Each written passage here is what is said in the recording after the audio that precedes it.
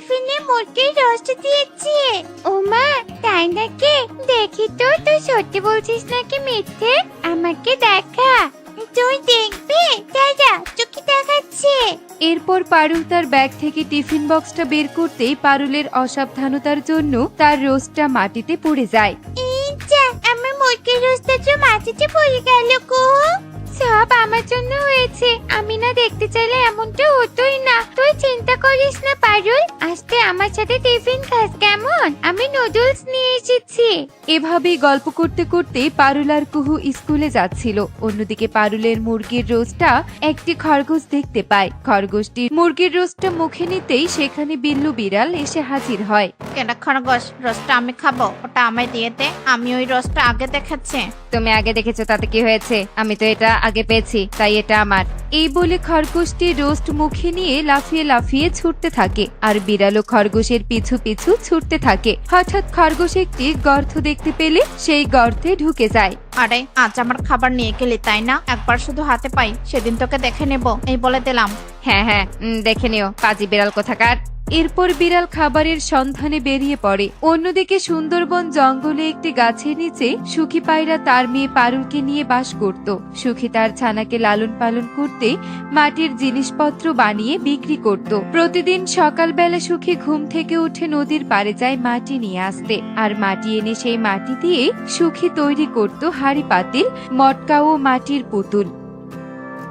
কিরে মা পারুল, বই খুলে হা করে তাকিয়ে আছিস কেন? কি এত ভাবছিস শুনি? মা, আজ আমার যে পাখিটার ইতিহাস পড়ে দিয়েছে, আমার মাথায় একদম কিছুই ঢুকছে না। আমাকে একটু পড়া বুঝিয়ে দাও না মা। এরপর সুখী তার মেয়েকে পড়া বুঝিয়ে দিলে পারুল পড়তে থাকে। আমার টিফিন রেডি করে দাও তো মা। তুমি তো সকাল সকাল উঠে মাটি দিয়ে মটকা বানানো শুরু করে দাও। আমার সাথে একটু গল্প করো না। কি করে গল্প করবো বলতো? গরমের দিন পড়েছে, পাখিরা পানি ঠান্ডা রাখার জন্য এখন মটকা খোঁজে।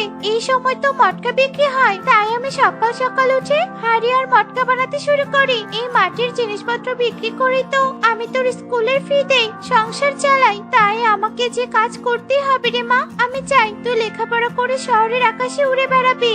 মা, তুমি একদম চিন্তা করো না। আমি বড় হয়ে খুব ভালো চাকরি করব, আর তোমাকে সাহায্য করব।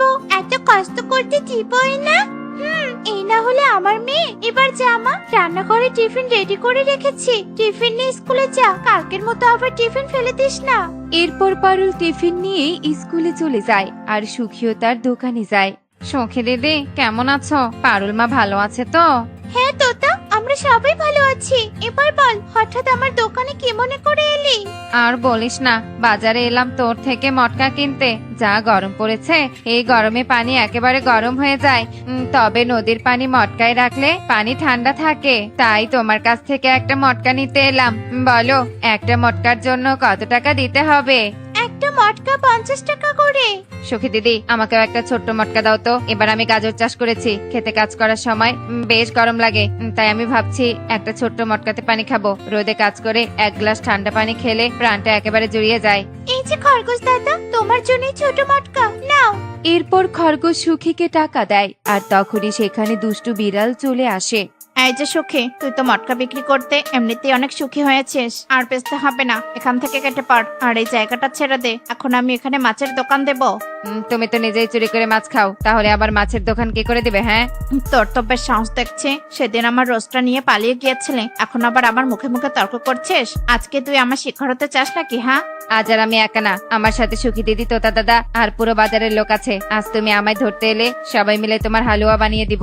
শোনো বিল্লু দাদা, তোমাকে আমরা অনেক ক্ষমা করেছি, কিন্তু বারবার ক্ষমা করব না। দয়া করে ঝামেলা না করে চলে যাও এখান থেকে। আমি কিছুতেই আমার দোকান সরাবো না। এই বনটা আমাদের সবার, তাই তোমার যেমন এই বনে অধিকার আছে, তেমনি আমাদেরও আছে। আর আমি অনেক বছর থেকে এই বনে কাদা মাটির তৈরি জিনিসপত্র বিক্রি করছি। তোমার হুমকিতে আমি ভয় পাই না। ভালোই ভালোই বলছি চলে যাও এখান থেকে, নইলে বনের সবাই মিলে তোমায় সাহায্য করতে বাধ্য হব।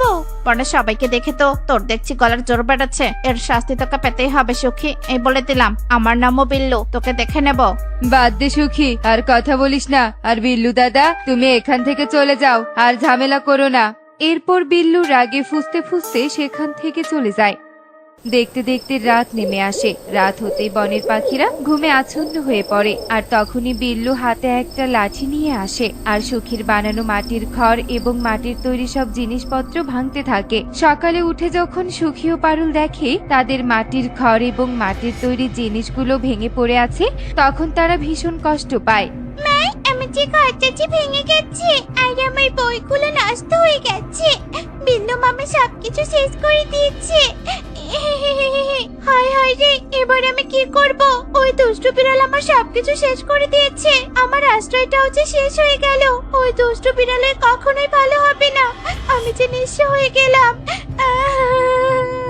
এই বলে সুখী কাদামাটি ভাঙা বাসনপত্র পানি দিয়ে নরম করে নেয় আর মটকা বানানোর জন্য মাটি প্রস্তুত করতে থাকে। তখনই একটা কাদামাটির অংশ থেকে আওয়াজ ভেসে আসে। আর কেঁদো না সুখী, শান্ত হও। তোমার সাথে হওয়া অন্যায়ের শাস্তি বিল্লু বিড়াল নিশ্চয়ই পাবে। কে কে কে কথা বলছে? আশেপাশে তো কাউকে দেখছি না। তবে কি আমার সাথে কাদামাটি কথা বলছে?